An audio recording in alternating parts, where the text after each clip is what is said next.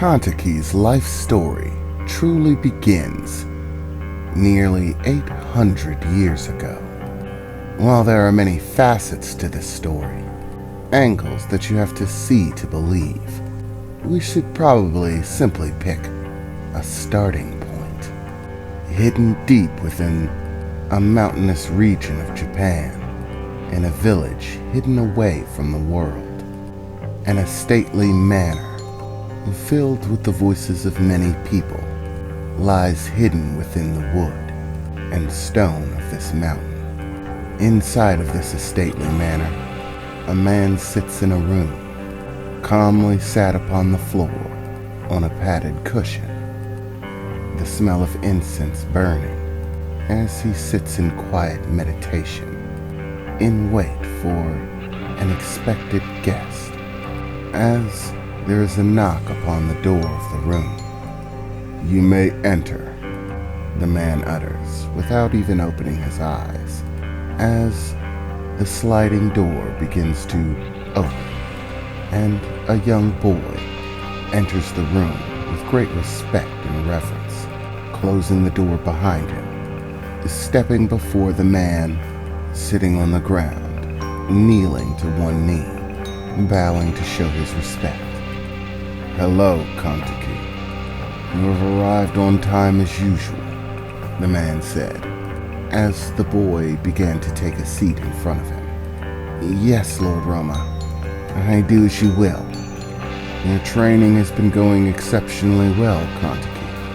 I am told from the others that you have already mastered the Raven's strike. Your natural gift for combat is beginning to impress nearly all, in terms of both skill and even in the strangely high amount of life energy that you possess. You are beginning to show yourself superior. These things are good, Kantaki. I am proud to hear of them. Yet I hope you do not rest on your laurels." "Of course not, Lord Roma," Kantaki replied. "It is only by your grace and your charity that I am even alive.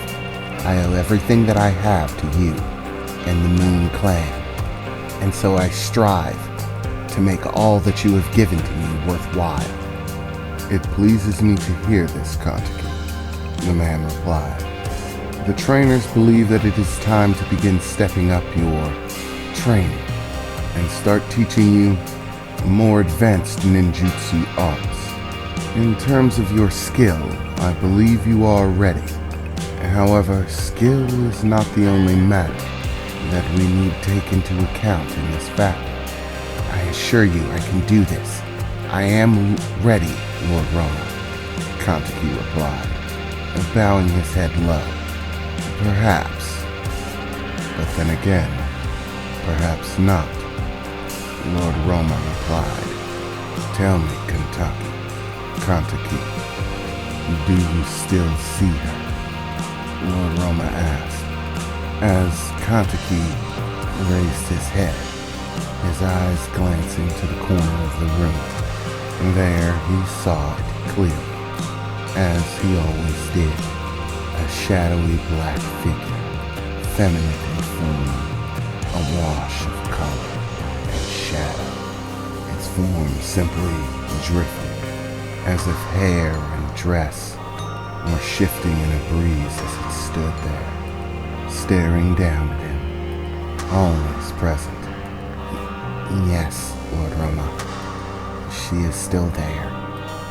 When we found you on the battlefield all those years ago, your entire village slaughtered by enemy attackers, your mother dead, you scarcely clinging to life.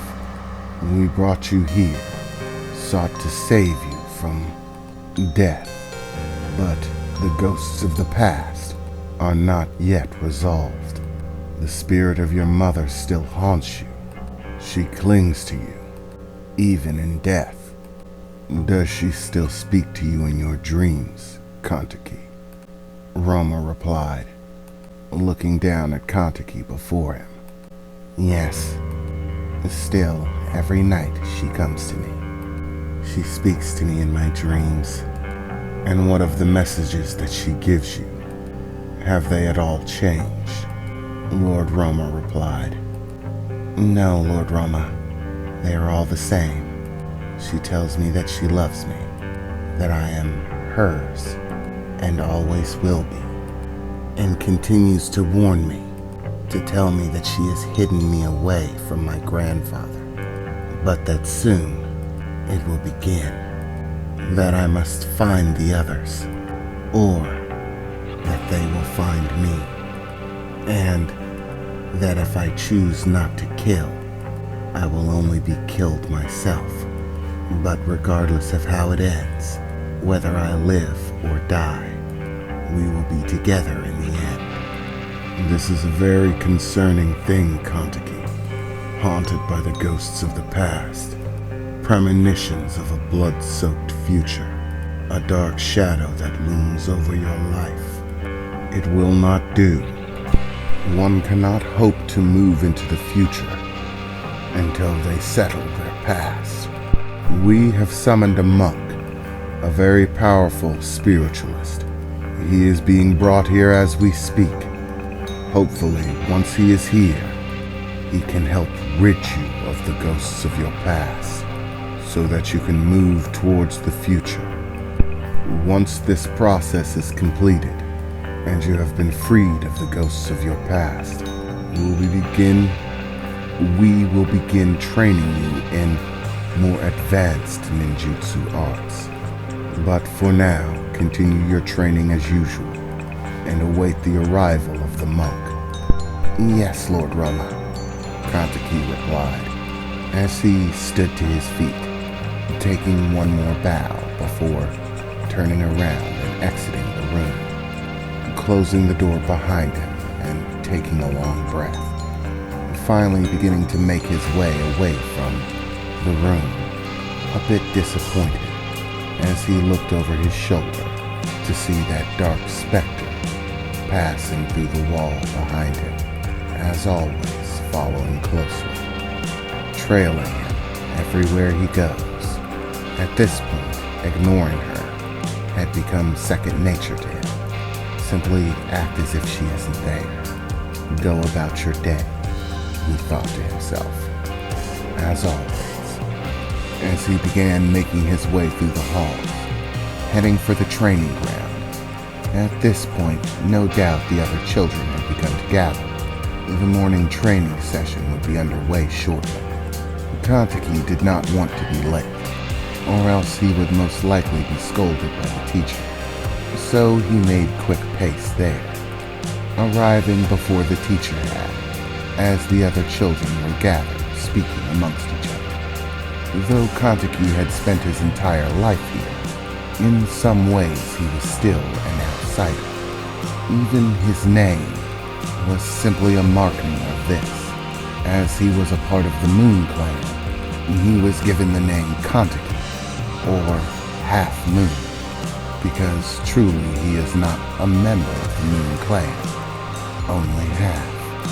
He only truly half belonged here. His blood was not that of the Moon Clan, who held power, sway, and struck fear into the hearts of their enemies, possessing powerful bloodline abilities, passed down through the generations. Kontiki was, in essence, an outsider, even in his own home. But there were things that gave him hope for the future, such as the Master, who always treated him with kindness, no different than any of the other children, even if they did not always act the same. And one more light in his world, his closest friend, Mia, who smiled at him as he approached, running over to greet him as he joined them in preparation for class. Mia, the princess of the Moon Clan, who would one day come to rule the Moon Clan as the successor to the bloodline and the headmaster's daughter. Kontiki, you finally decided to show up, huh? For a minute there, I thought you were going to be late. That wouldn't be good. Our teacher isn't exactly a fan of being late. I know, Mia. Don't worry, I'm here, Kanzaki said with a smile as they began to prepare for their morning training session.